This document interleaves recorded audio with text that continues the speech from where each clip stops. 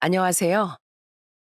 저는 정말 우연한 기회에 며느리의 충격적인 두 얼굴을 알게 된 60대 후반 여자입니다. 착하디 착한 저희 아들이 그런 여자한테 속고 있었다는 것만 생각하면 아직도 우라통이 치밀어 올라요. 너무 기가 막힌 일이라 저도 다른 분들처럼 사연을 보내보게 되었습니다. 끝까지 잘 들어주셨으면 좋겠습니다. 저는 20대 초반에 남편과 결혼해서 아들 둘, 딸 하나를 낳고 키웠어요.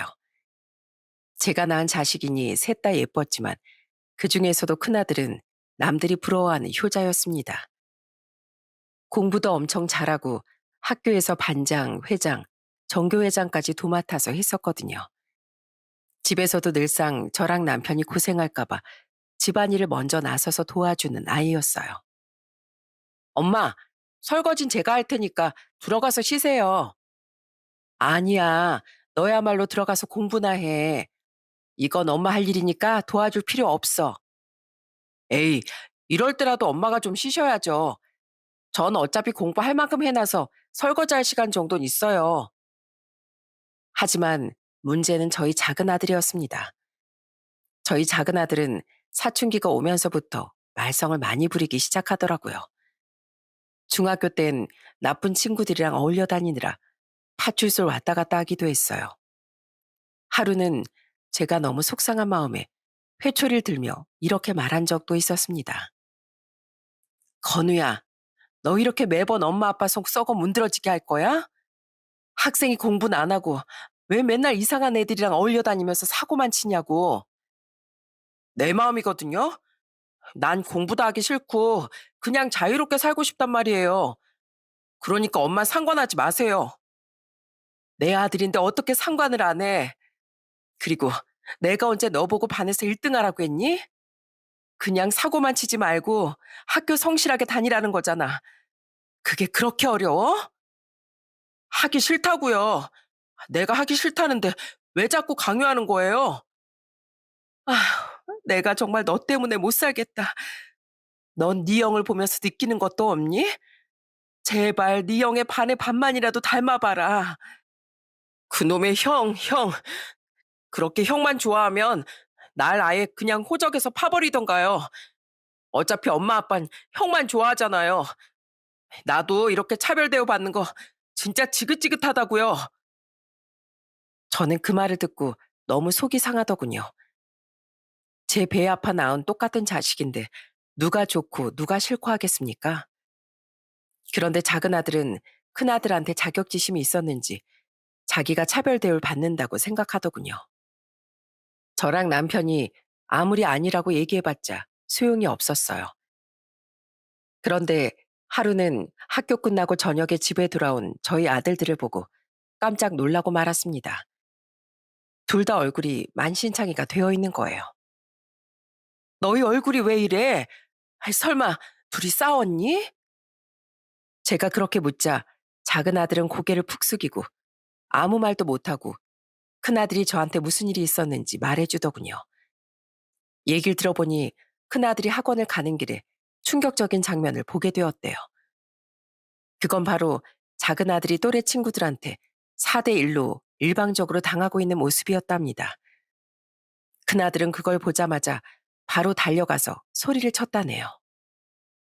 야, 너희들 지금 내 동생한테 뭐 하는 거야? 나이도 어린 것들이 지금 뭐 하는 거냐고? 넌 뭐야? 우리끼리 다정하게 얘기하고 있는 거니까 상관하지 말고 꺼져. 꺼지긴 뭘 꺼져? 당장 내 동생 안 놔줘? 내 동생 건드리지 말라니까. 아이고, 꼬레치 동생이라고 챙기는 것 좀 봐. 야, 우리 아예 그냥 저놈까지 아주 혼쭐을 내주자. 저희 큰아들은 그 애들과 싸우기 위해 달려들었지만 쪽수로 밀리는 바람에 작은 아들이랑 같이 쥐어 터지고 말았대요. 그래서 얼굴이 그 모양 그 꼴이 되었던 겁니다. 저는 너무 속상한 마음에 작은 아들한테 이렇게 말했어요. 건우야, 너 도대체 이게 무슨 일이니? 그러게 이상한 친구들이랑 어울려 다니지 말라고 했지? 너 만약에 네 형이 지나가다가 안 봤으면 어쩔 뻔했어. 알았어요. 다음부턴 절대 안 그럴게요. 그런데 형, 아까 나 왜 구해줬어? 형 나 싫어하는 거 아니었어? 내가 맨날 형한테 짜증내고 소리 질러서 나 미워하는 거 아니었냐고. 작은 아들은 눈물을 훔치며 큰아들한테 그렇게 물어보더군요. 그러자 큰아들은 작은 아들의 머리에 꿀밤을 한 대 쥐어박더니 이렇게 얘기하더라고요. 야, 너 같으면 동생이 당하고 있는데 가만히 있겠냐? 네 명이 됐든 다섯 명이 됐든 내가 다쳐서라도 널 도와야지. 그게 가족이고 형인 거야. 넌 그럼 지나가다가 우리 지수가 그렇게 당하고 있는 거 보면 안 나설 거야? 그냥 모른 척하고 가버리려고? 그건 아니지. 아무래도 내 여동생인데 남들이 건드리면 가만 못 있지. 거봐. 나도 너랑 똑같은 마음으로 그렇게 한 거야. 그리고 내가 널 왜 싫어해? 네가 사춘기라서 좀 예민하고 짜증도 많은 건 알지만 그래도 내 동생이잖아. 네가 비록 겉으론 틱틱거려도 속마음은 착하다는 거 난 다 알아. 형, 진짜로 형은 그렇게 생각하는 거야? 내가 여태까지 형한테 그렇게 못되게 굴었는데도 날 미워하지 않는 거야? 그렇다니까. 아, 내가 널 미워하긴 왜 미워해? 사랑하면 몰라도. 그러자 작은 아들은 크게 소리내어 엉엉 울기 시작하더군요. 그 사건을 계기로 작은 아들은 큰아들을 잘 따르기 시작했어요. 큰아들이 공부했던 책들도 가져가서 보기 시작하고 큰아들 옆에 꼭 붙어 앉아 공부를 배우기도 하더군요. 형, 난 학교에서 선생님이 가르쳐 주시는 것보다 형이 설명해 주는 게 머리에 더 쏙쏙 들어와. 그리고 형이 필기를 너무 잘해놔가지고 이것만 봐도 남들보다 공부를 두 배는 하는 느낌이야. 그래? 그럼 다행이네. 앞으로도 내가 공부 많이 가르쳐 줄 테니까 열심히 한번 해봐. 너 아직 중학생이니까 충분히 성적 올릴 시간 많아. 알았어. 내가 형을 위해서라도 진짜 열심히 공부할게. 나도 형처럼 반에서 1등 한번 해봤으면 소원이 없겠다. 그런데 그때 옆에서 그걸 지켜보고 있던 저희 딸이 웃으면서 이렇게 얘기하더군요. 뭐야, 작은 오빠 하루아침에 너무 변한 거 아니야? 사람이 갑자기 변하면 큰일 난다던데? 내가 변하긴 뭘 변해. 나 원래 성실하고 착한 사람이었어. 에이, 거짓말. 내가 여태까지 본 게 있는데? 그래도 큰 오빠 덕에 작은 오빠가 이제라도 사람 됐으니 다행이네. 그렇게 한때 말썽이었던 저희 작은 아들은 방황을 끝내고 다시 착한 아이로 돌아오게 되었어요. 그 이후엔 저희 아이들 셋 다 공부도 열심히 하고 말썽도 안 부리며 학교 생활을 성실히 했답니다. 그런데 저희 큰아들이 대학교에 들어갈 때쯤 문제가 터지고 말았어요. 그때 IMF가 터지는 바람에 남편이 하고 있던 사업이 무너지게 된 거예요. 집에 사람들이 찾아와 빨간 딱지를 막 붙이고 난리가 났습니다. 저는 너무 무섭고 당황스러워서 남편한테 이렇게 얘기했어요. 여보, 도대체 이게 무슨 일이야? 우리 이제 어떻게 되는 거야? 어? 어떻게 되는 거냐고. 미안해. 내가 어떻게든 해결을 해보려고 했는데 내 힘으론 도저히 안 되더라고. 나도 지금 머리가 너무 복잡하고 눈앞이 캄캄해서 어떻게 해야 될지 모르겠어. 남편은 그날 이후로 매일 창밖만 바라보며 한숨을 쉬었어요. 저도 속이 정말 많이 타들어갔습니다. 저희 큰아들이 공부를 정말 잘했는데 갑자기 집이 이렇게 되는 바람에 대학 등록금을 내줄 돈도 없었거든요. 그래서 제가 어떻게든 등록금을 구해보려고 여기저기 발로 뛰었지만 쉽지 않았습니다. 그런데 하루는 저희 큰아들이 저랑 남편한테 이렇게 얘기하더군요. 엄마, 아빠, 저 대학 포기할게요. 집안이 이렇게 힘든데 제가 대학을 갈 순 없잖아요. 저 그냥 대학 포기하고 공장이라도 들어가서 돈 벌어올게요. 성준아, 그게 무슨 소리야? 너처럼 공부 잘하는 애가 대학을 가야지. 왜 대학을 안 가? 등록금은 엄마랑 아빠가 어떻게 해서든지 마련해 볼 테니까 그런 얘긴 하지 마렴. 하지만 큰아들은 끝까지 대학을 안 가겠다고 하더군요. 워낙 착한 아이라 본인 때문에 저희가 고생하는 게 싫었던 것 같아요. 그런데 그때쯤 저희 시어머니한테서 전화가 왔습니다. 저는 너무 속상한 마음에 처음으로 시어머니 앞에서 울고 말았어요. 어머님, 저 어떡해요? 그 이 사업이 그렇게 되는 바람에 우리 성준이 대학도 못 가게 생겼어요. 여태까지 그렇게 공부를 열심히 했는데 다 물거품이 되게 생겼다고요. 아이고, 어찌 그런 일이. 그래도 애미인 네가 주저앉지 말고 힘을 내야지. 그래야 우리 성준이도 힘을 낼 거 아니냐. 일단 알겠으니 내가 다음 주 중에 한번 올라가마. 그러니까 우리 성준이 절대 대학 포기 못하게 네가 잘 설득하고 있으려무나. 그 후 일주일쯤 지났을 때 시골에 계시는 저희 시부모님께서 꽁꽁 돈을 싸매고 오셨어요. 저한테 그 돈 봉투를 주시면서 이렇게 말씀하시더군요. 이거 우리 성준이 등록금 해라. 너희가 사정이 그렇게 됐으니 우리라도 손주를 대학에 보내야지. 어머님, 저 이거 못 받아요. 이거 어머님이랑 아버님이 농사 지으면서 힘들게 버신 거잖아요. 우리가 농사 짓는 건 다 우리 자식들 잘 되라고 짓는 거야. 우리 손주가 그렇게 영특한데 대학을 안 가면 되겠니? 그러니까 우리한테 미안해하지 말고 이 돈 받아서 우리 성준이 꼭 대학 보내거라. 알았지? 어머님, 정말 감사해요. 제가 이 돈은 꼭 다시 갚을게요. 그렇게 저희 시부모님 덕분에 저희 큰아들은 명문대에 들어갈 수 있게 되었습니다. 남편은 사업을 정리하고 다른 회사에 취직해서 일을 하기 시작했어요. 그리고 작은 아들도 큰아들을 본받아 열심히 공부한 끝에 명문대까지는 아니지만 서울에 있는 대학에 들어가게 되었습니다. 저희 막내딸도 마찬가지고요. 큰아들은 대학 졸업 후 대기업에 취직을 했는데 월급 받은 걸로 저희 시부모님께 용돈을 드리더라고요. 할머니, 할아버지, 이거 용돈이에요. 할머니, 할아버지가 등록금 내주신 덕분에 제가 좋은 대학 나와서 대기업 취직했으니까 돌려드리는 거예요. 아이고, 뭘 이런 걸 다 주고 그래. 우린 너한테 돌려받으려고 등록금 내준 거 아니야. 제가 돌려드리고 싶어서 그래요. 제가 이렇게 잘 된 건 다 할머니, 할아버지 덕분이잖아요. 그리고 이건 할머니랑 할아버지 내복이에요. 두 분 다 추위를 많이 타시니까 평소에 꼭 입고 다니세요. 아셨죠? 그러자 옆에 있던 저희 작은 아들이 그 모습을 보고 이렇게 말하더군요. 야, 역시 우리 형이 최고네. 나도 형처럼 대기업에 취업하면 할머니, 할아버지한테 용돈 많이 드릴 텐데. 너도 대기업 취업하면 되지, 임마. 그리고 아이 꼭 대기업에 가야지만 용돈 드리나? 중소기업에 들어가서도 할머니, 할아버지한테 용돈 정도는 드릴 수 있는 거야. 그것도 맞는 말이네. 금액 차이는 좀 있어도 용돈을 드릴 순 있지. 역시 우리 형은 하는 말마다 다 옳은 말뿐이라니까. 난 세상에서 형이 제일 존경스러워.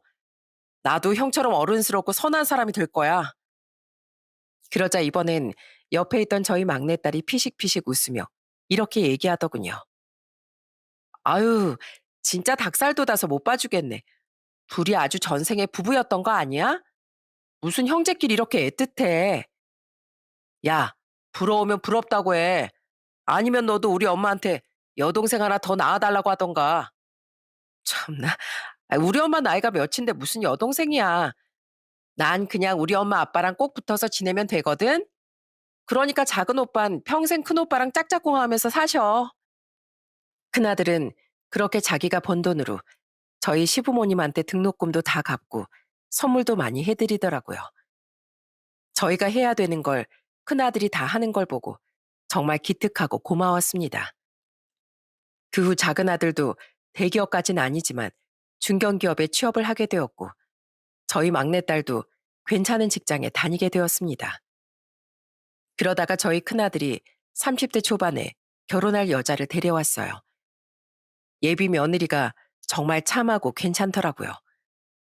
저희 큰아들은 의젓한 모습으로 저희한테 이렇게 얘기하더군요.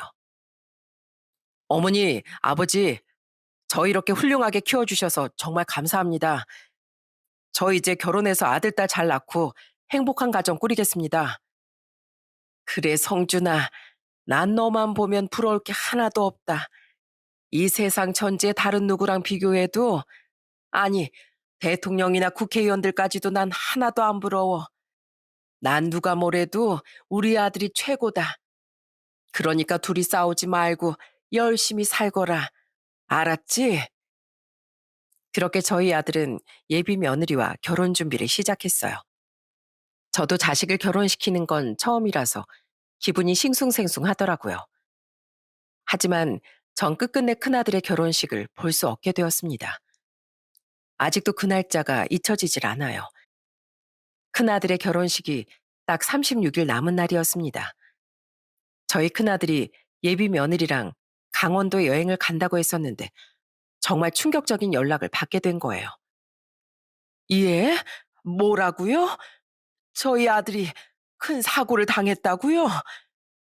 제가 놀라서 병원에 달려가자 저희 큰아들은 이미 혼수 상태에 빠져 있었습니다. 경찰한테 내용을 들어보니 졸음운전을 하던 대형 트럭이 저희 아들 차를 뒤에서 박았다고 하더군요. 차를 빙글빙글 돌다가 완전히 대형 참사가 일어나고 말았대요. 저는 혼수 상태에 빠진 아들이 깨어나길 바라며 얼마나 울었는지 모릅니다. 성준아, 제발 눈 좀 떠보려무나. 너 이렇게 누워있으래 아니잖아. 이 엄마 소원이니까 제발 한 번만 눈 좀 떠다오. 제발 부탁이다, 성준아. 하지만 저희 아들은 혼수 상태에 빠진 지 이틀 만에 결국엔 세상을 떠나고 말았어요. 중상을 입어서 입원을 하고 있던 예비 며느리도 큰 충격을 받아 너무 힘들어 하더라고요. 어머님, 저 어떡해요? 이거 다 제 잘못이에요. 제가 강원도 여행 가자고 조르는 바람에 이렇게 된 거라고요. 아니면 여행을 가더라도 운전하는 사람한테 말을 시키지 말걸. 제가 말 안 시켰으면 그 트럭을 피할 수도 있었을 거란 말이에요.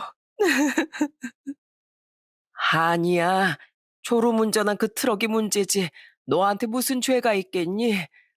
하늘나라로 떠난 우리 아들도 널 원망하는 마음은 하나도 없을 거다. 저희 아들의 장례식장엔 예비 사돈까지 다 와주셨습니다. 예비 안사돈께선 눈물을 흘리며 저한테 이렇게 말씀하셨어요. 사부인, 저요. 우리 예비 사위 한눈에 봐도 너무 성실하고 어른스러운 사람이라 정말 마음에 들었습니다. 우리 딸이 그런 남자랑 결혼한다고 해서 얼마나 기뻤는지 몰라요. 그런데 하루아침에 이런 일이 일어나다니 제가 뭐라고 위로를 해드려야 할지 정말 모르겠네요. 그렇게 저희 가족은 눈물 속에 큰아들을 떠나보내게 되었어요. 예비 며느리는 장기간 입원을 하다가 건강을 회복했습니다. 하지만 이제 더 이상 제 예비 며느리라고 할 수는 없었죠. 아들이 그렇게 떠난 후 저희 집은 완전히 초상집이 되었어요. 무엇보다도 항상 큰아들을 따랐던 작은아들이 너무 힘들어했습니다. 맨날 술을 퍼먹고 울기만 하더라고요.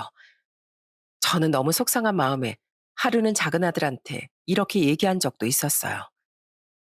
아이고, 이놈아, 네가 그러고 있는다고 네 형이 살아나기라도 한다냐? 너라도 정신 바짝 차려야 될 거 아니야. 너 도대체 언제 정신 차릴래? 이대로 네 형 따라가고 싶어서 그래? 어머니, 저 너무 힘들어요. 자꾸 형이 꿈에 나타난단 말이에요. 이렇게 될 줄 알았으면 형이 살아있을 때 더 잘해줄 걸. 형한테 맛있는 것도 많이 사주고 주말엔 같이 놀러도 다니면서 시간을 좀 많이 보냈어야 하는데 너무 후회돼서 죽겠어요. 저 진짜 어떻게 해야 돼요? 원래 사람은 살면서 다 후회하게 되어 있는 거야. 그래도 산 사람은 살아야지. 네가 이렇게 힘들어하고 있는 거 보면 네 형이 얼마나 슬퍼하겠니.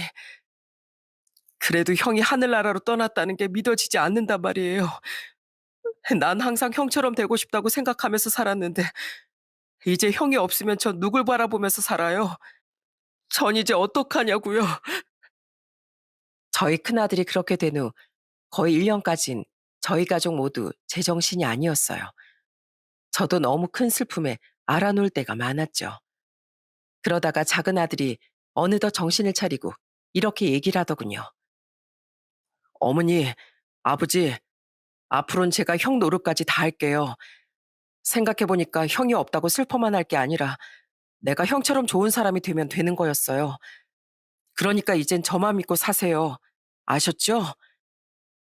저는 그렇게 말해주는 작은 아들이 너무 기특하고 고마웠습니다. 그렇게 시간이 흘러 저희 가족도 어느덧 슬픔을 어느 정도 극복할 수 있게 되었어요. 그리고 저희 막내딸이 좋은 사람을 만나 결혼을 하게 되었습니다. 저희 사이는 성격이 정말 싹싹하더라고요. 저희 집에 얼마나 자주 왔는지 모릅니다. 어머님, 아버님, 사위 왔습니다.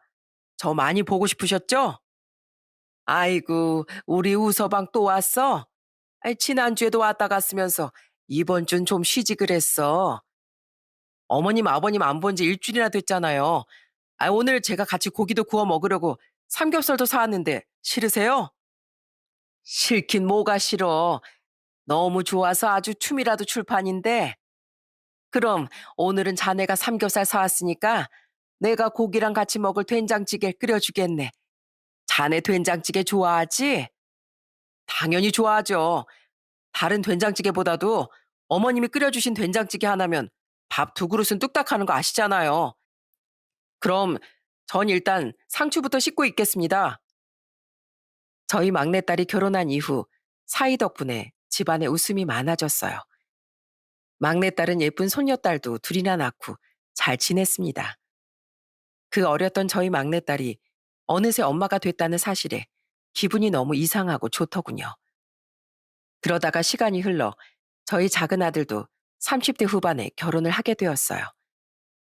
저희 아들은 저희 곁에서 효도하며 살고 싶다며 굳이 가까운 곳으로 신혼집 전세를 얻었습니다.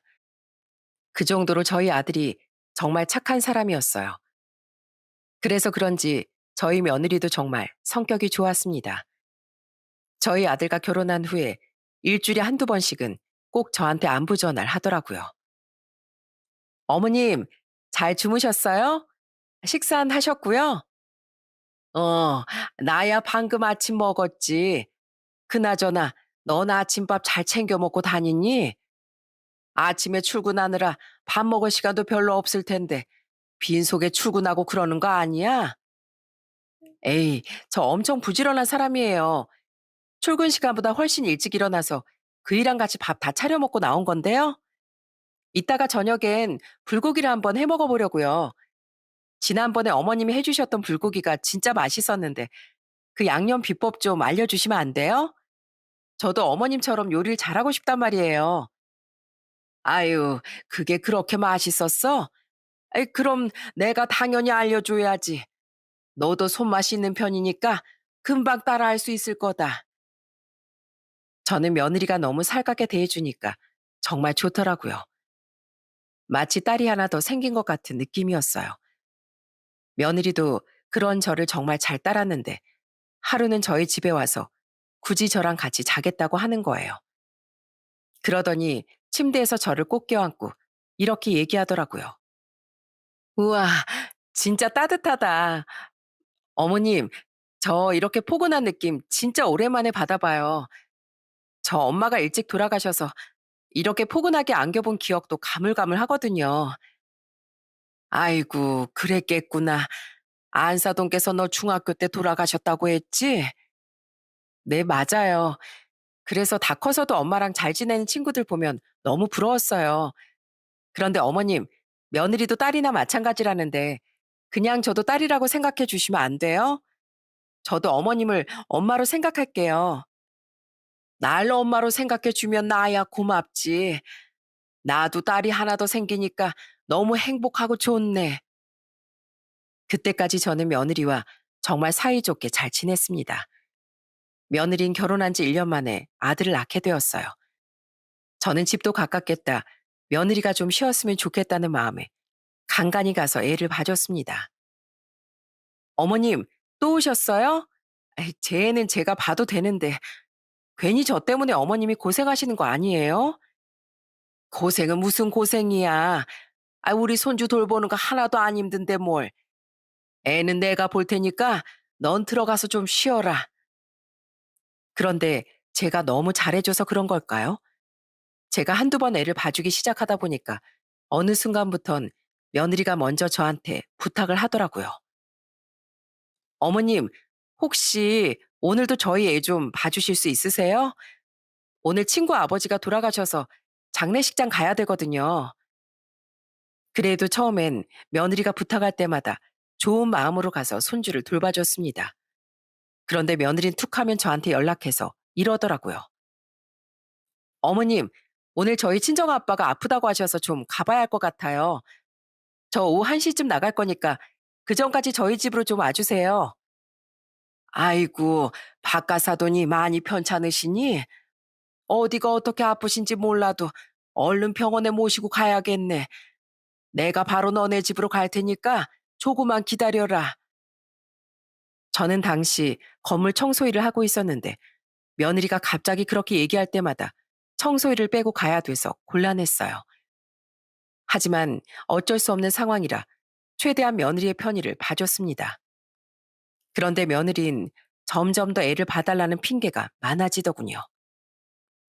어머님, 저 오늘 동창회 가야 되는데 저희 애 좀 봐주세요. 저 오늘 오랜만에 동창회 나가는 거라 술 먹고 늦게 들어올 수도 있으니까 아예 저희 집에서 주무시고 가시던가요. 뭐라고? 아, 얘까지 놔두고 굳이 동창회를 가야겠니?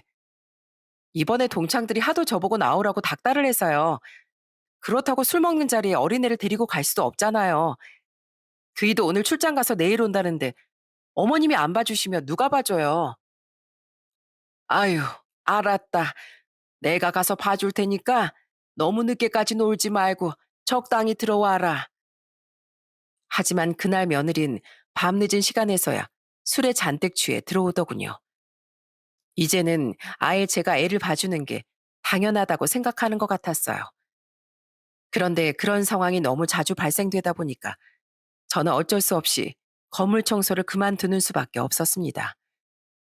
그래서 그냥 제가 집에서 왔다 갔다 하면서 계속 애를 돌봐줬어요.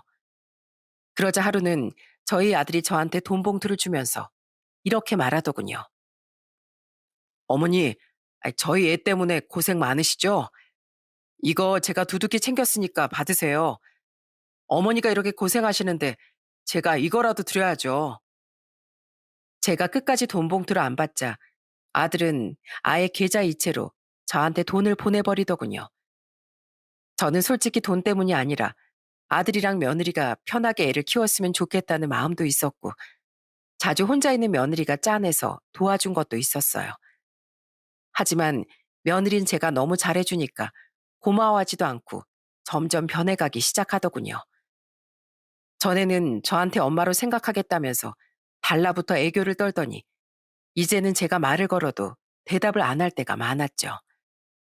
게다가 한 번은 아들이 저한테 전화해서 한숨을 푹푹 쉬며 이런 얘기를 하더라고요.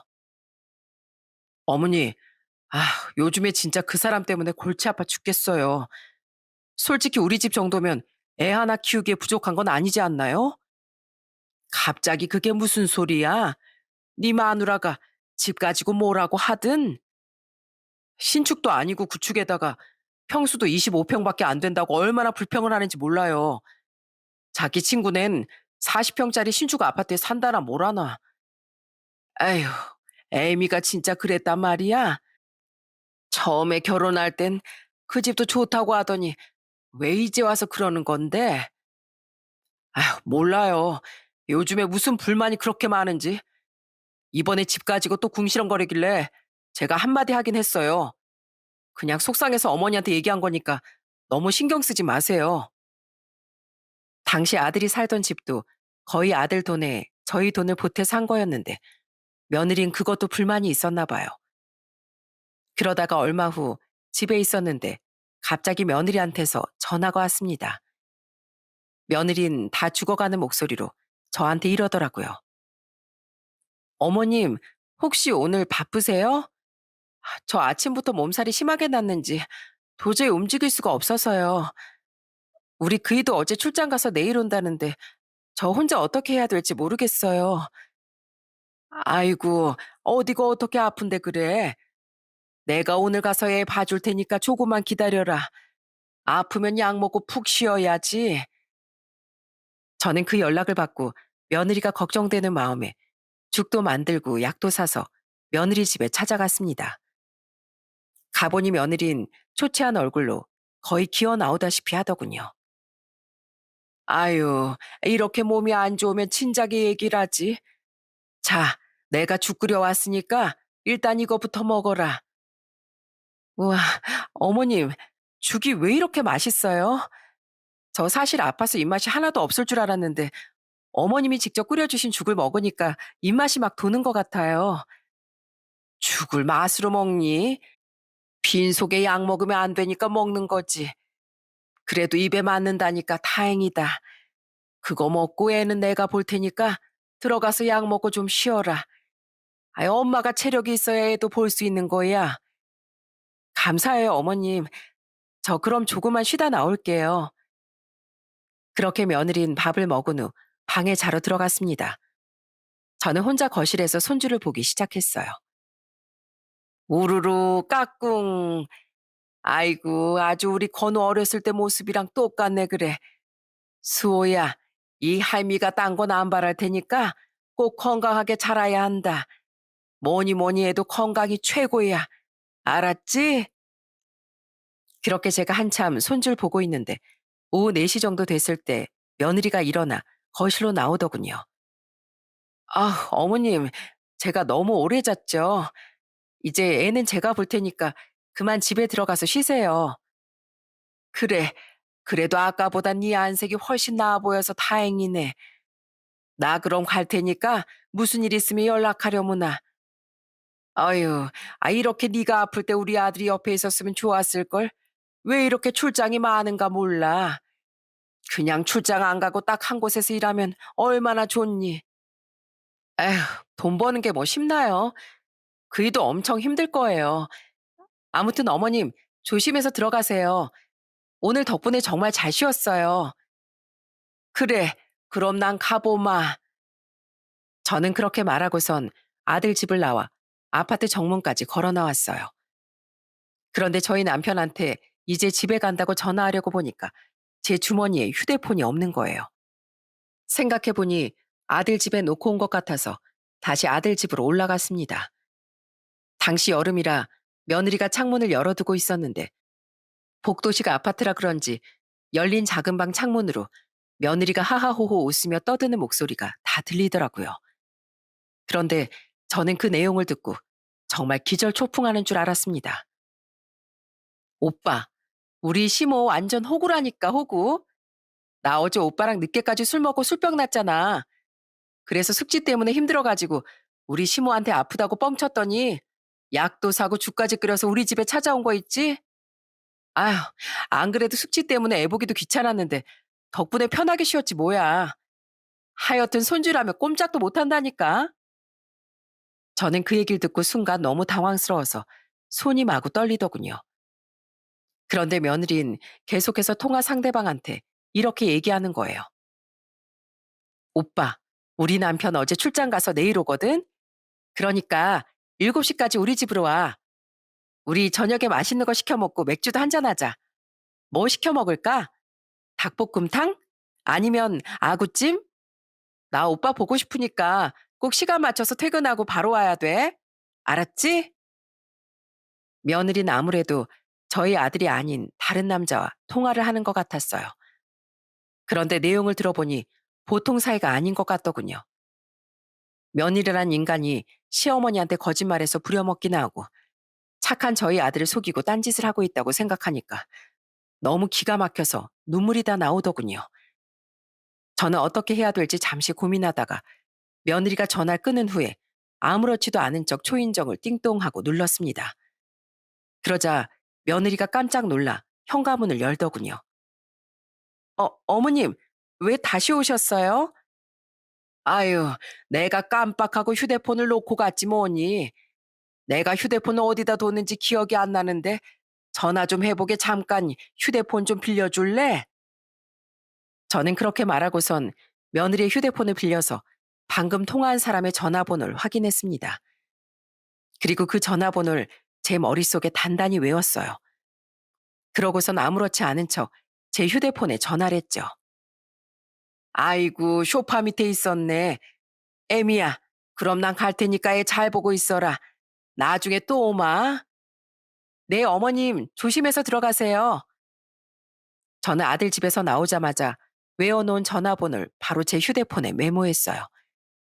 제가 며느리한테 바로 따지지 않은 이유는 발뺌하면 그만이기 때문이었죠. 제가 통화를 엿들은 거 말곤 다른 증거가 하나도 없었고 얘기해봤자 이상한 노인네 취급받을 게 뻔했으니까요.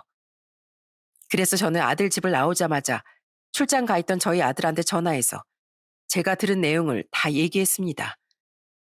그러자 저희 아들이 잔뜩 화가 난 목소리로 이렇게 얘기하더군요. 어머니, 그게 정말 사실이에요? 그 사람이 어제 저 없을 때 외간 남자랑 밤 늦게까지 술을 먹고 들어오고 오늘도 저희 집에 그 남자를 불러들였다고요? 그래, 내가 똑똑히 그렇게 들었다. 나도 애미 걔가 그런 짓까지 할 줄 몰랐구나. 너 이제 어떻게 할 거니? 따질 때 따지더라도 증거는 있어야 될 거 아니야. 증거는 이제부터 잡아가야죠. 어머니, 앞으로 제가 알아서 할 테니까 너무 걱정하지 마세요. 제가 그 인간들 절대 가만히 안 둘 거예요. 아들은 그렇게 말하고선 전화를 끊더군요. 그리고 며칠 후 아들한테서 연락이 왔어요. 아들은 씩씩거리면서 저한테 이렇게 얘기하더군요. 어머니, 확인해 보니까 어머니 말씀이 다 사실이었어요. 그 인간 딴 놈이랑 더러운 짓거리 하고 있었다고요. 아들한테 얘기를 들어보니 정말 가관도 아니더군요. 아들은 저한테 며느리가 바람 피운다는 소식을 듣고 나서 며느리한테 2박 3일이던 출장 일정이 일주일로 길어졌다고 거짓말을 했대요. 그리고선 바로 올라와 아파트 1층 주차장에서 잠복을 하고 있었답니다. 그런데 역시나 며느리가 상간남이랑 다정하게 집에 왔다 갔다 하는 걸 목격하게 되었다네요. 그렇게 증거 사진도 여러 장 찍고 며느리랑 상간남이 같이 집에 있을 때 집으로 쳐들어갔다고 합니다. 비밀번호를 누르고 현관으로 들어가자 며느리가 아주 기겁을 했다고 하더군요.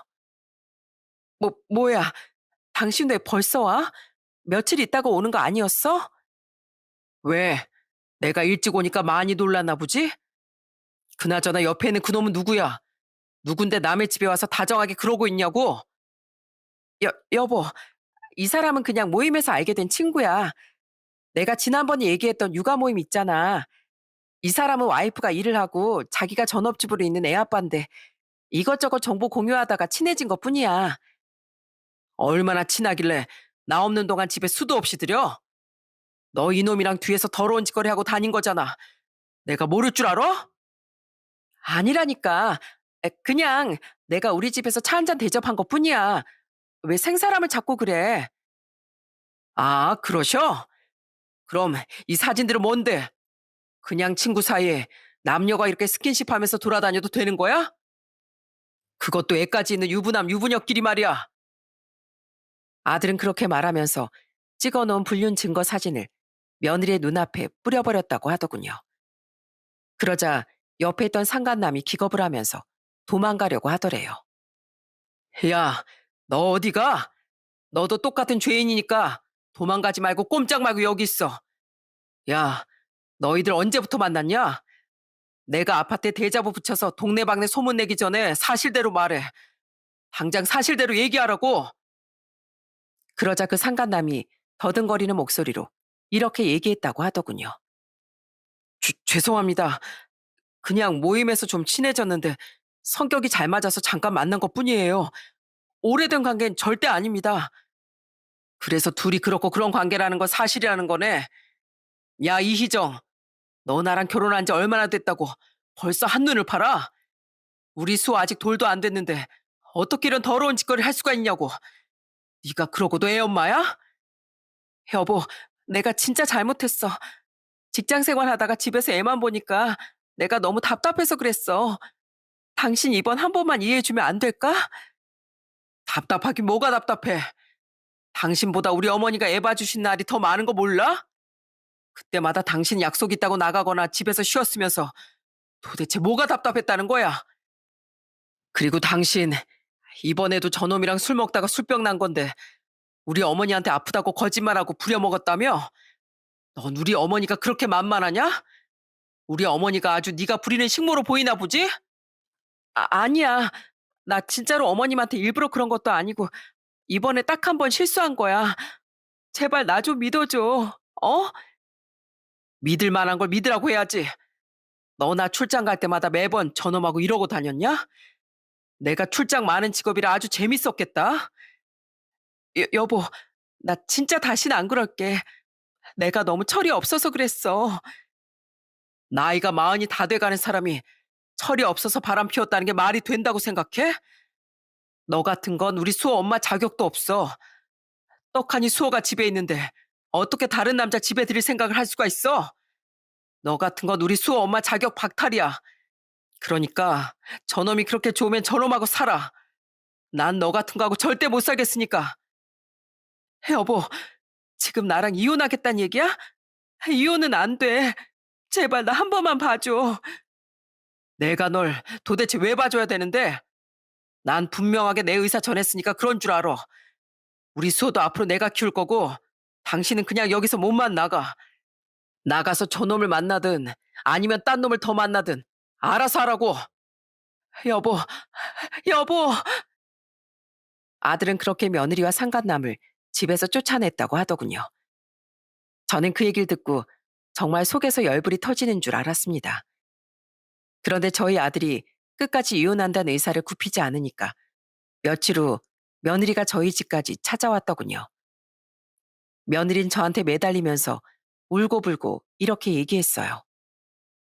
어머님, 제발 그이 좀 알려주세요. 저 그이랑 절대 이혼 못해요. 제가 앞으로 수호도 잘 보고 절대 딴짓 안 할 테니까 제발 어머님이 그이 좀 알려주시면 안 돼요? 내가 미쳤냐? 며느리란 내가 내 아들을 배신하고 떡하니 바람을 피웠는데 내 아들한테 그걸 용서해주라고 하게? 그리고 너 우리 아들만 배신한 게 아니라 나도 만만하게 생각했잖아. 너 나보고 호구라며? 부탁만 하면 다 들어주는 호구 시모라고 얘기한 거 내가 다 들었거든? 어머님, 그건 제가 잠깐 말실수한 거예요. 그 얘기를 어떻게 들으셨는지 모르겠지만 그냥 장난으로 얘기한 거라고요. 제가 설마 어머님을 진짜로 호구라고 생각했겠어요? 호구라고 생각했으니까 딴 놈이랑 술 먹다가 술병 난 걸 아프다고 뻥치고 나보고 애 봐달라고 한 거겠지. 너 이제 보니 여태까지 동창회 간다, 장례식장 간다 얘기했던 것도 다 그놈 만나러 간 거 아니야? 어쩐지 너무 자주 나간다 했더니만 너 여태까지 나한테 거짓말하고 뒤에서 그딴 짓이나 하고 다녔구만. 아니에요. 저 진짜 그런 적 없어요. 제가 어떻게 어머님한테 거짓말을 해요. 그럼 나한테 아프다고 거짓말한 거 도대체 뭔데? 난 네가 힘들까 봐. 그리고 우리 아들이 출장이 많으니까 너 혼자 외로울까 봐 최대한 널 도와주려고 했어. 네가 아프다길래 안쓰러워서 직접 죽까지 끓여서 찾아간 거라고. 그런데 넌 감히 이런 날 속이고 이용해 먹어? 너 날 엄마로 생각하겠다며. 넌 돌아가신 너희 친정엄마한테도 이딴 식으로 행동했니? 죄송해요, 어머님. 진짜 다시는 안 그럴게요. 그냥 어머님이 저한테 하도 잘해주시니까 너무 편해서 그랬어요. 절대로 어머님을 일부러 이용해 먹은 건 아니라고요. 거짓말하지 말어. 내가 네 말에 한 번 속지 두 번 속아? 우리 아들이 너랑 이혼한다고 했으니 이제 너랑 나랑도 끝이다. 이제 넌 내 며느리도 아니고 그냥 남남이라고. 어머님, 어머님. 그런데 그때였어요. 방에 있던 저희 남편이 거실로 나와선 며느리한테 크게 호통을 치더군요. 이게 도대체 무슨 소란이야? 애미 너, 그딴 짓을 해놓고도 여길 어디라고 뻔뻔하게 찾아와? 당장 이 집에서 나가지 못해?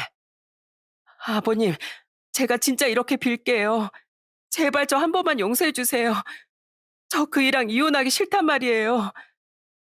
이혼하기 싫으면 행동 거질 똑바로 했어야지. 네가 잘못해놓고 지금 누구 보고 용서해달라는 거야? 당장 여기서 안 나가? 내가 널 억지로 집 밖으로 끌어내야 그때 정신 차릴래? 아버님, 제발요. 저 진짜로 이혼 못해요. 시끄러워. 너 같은 건 필요 없으니까 당장 나가. 우리 앞에 다시 나타나지 말라고. 아버님, 아버님. 남편은 그렇게 며느리를 집 밖으로 쫓아내버렸어요. 그 후에도 며느리가 몇 번이나 저랑 남편한테 전화를 하길래 전화를 아예 차단해버렸습니다. 변명도 듣기 싫고 용서해줄 생각도 없었거든요. 더군다나 저희 아들이 이혼을 하겠다고 이미 결심을 했는데 저희가 더 이상 무슨 말을 하겠어요. 그렇게 결국 저희 아들은 결혼 2년 만에 며느리와 이혼을 하게 되었습니다. 며느린 신혼집에 보탠 것도 없고 결혼 생활 기간도 짧았기 때문에 그냥 빈몸으로 쫓겨나고 말았어요. 아들은 상간남 소송도 진행했는데 상간남네 집안도 완전히 파탄이 났다고 하더라고요. 모든 이혼 절차가 끝난 후 아들은 전 며느리랑 같이 살던 전셋집을 빼고 저희 집으로 다시 들어왔습니다. 아들은 한동안 표정이 계속 어둡더라고요. 어머니, 아버지, 죄송해요. 결혼해서 잘 사는 모습 보여드리고 싶었는데 괜히 못난 모습만 보여드렸네요. 괜찮다. 넌 열심히 살아보려고 했는데 널 배신하고 뒤에서 딴짓거리한 그 애가 잘못이지. 그래도 결혼 생활 오래 하지 않고 금방 알아서 다행이다. 그런 여자 밑에서 우리 손주가 자랐을 걸 생각하면 너무 끔찍해서 아주 내가 몸서리가 다 처지는구나.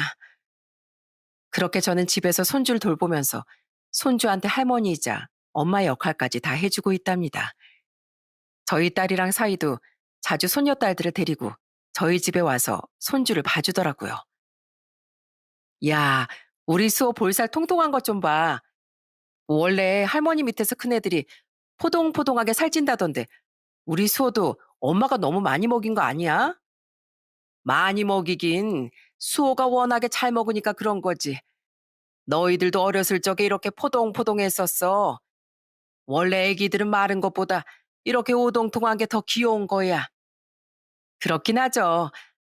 그래도 이렇게 엄마 집에 올 때마다 수호가 있으니까 너무 좋네요. 우리 애들이 동생 하나 더 낳아달라고 그렇게 졸랐는데 이젠 수호가 있으니까 그런 얘기 안 하더라고요. 그러자 이번엔 옆에 있던 사이도 웃으면서 이렇게 얘기하더군요. 수호 조금 더 크면 저희 애들이랑 같이 여기저기 데리고 다니려고요.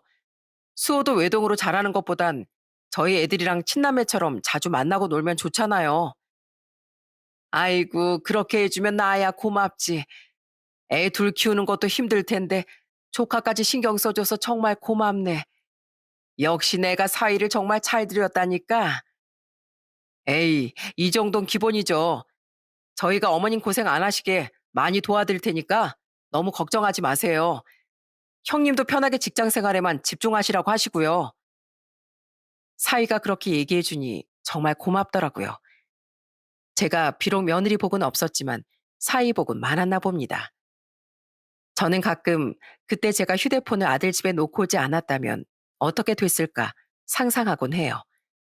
만약에 그랬다면 저도 며느리한테 계속 이용당했을 거고 저희 아들도 며느리가 바람 피우는 걸 모르고 속았을 걸 생각하니 너무 끔찍하더라고요. 어쩌면 그날 제가 휴대폰을 놓고 온 게 하늘나라로 먼저 떠난 저희 큰아들이 도와준 거 아닌가 하는 생각이 들더군요. 그렇게 아끼던 동생이 와이프한테 배신당하는 걸 보기 힘들어서 그랬던 거 아닐까 합니다. 여러분, 저도 유튜브 사연을 많이 듣는 애청자인데요.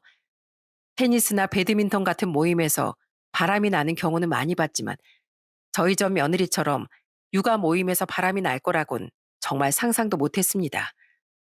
어린아이를 키우고 있는 유부남 유부녀가 그런 생각을 한다는 것 자체가 제정신은 아닌 것 같아요. 아마 저희 전 며느리뿐만 아니라 그런 생각지도 못한 모임에서 바람을 피우는 사람들이 은근히 많이 있을 거예요. 그 사람들이 이 사연을 듣고 제발 정신을 차렸으면 좋겠습니다. 여러분, 그럼 저는 이만 제 사연을 마치도록 할게요. 폭염이 계속되고 있는데 항상 건강에 유의하시기 바랍니다. 끝까지 들어주셔서 정말 감사합니다.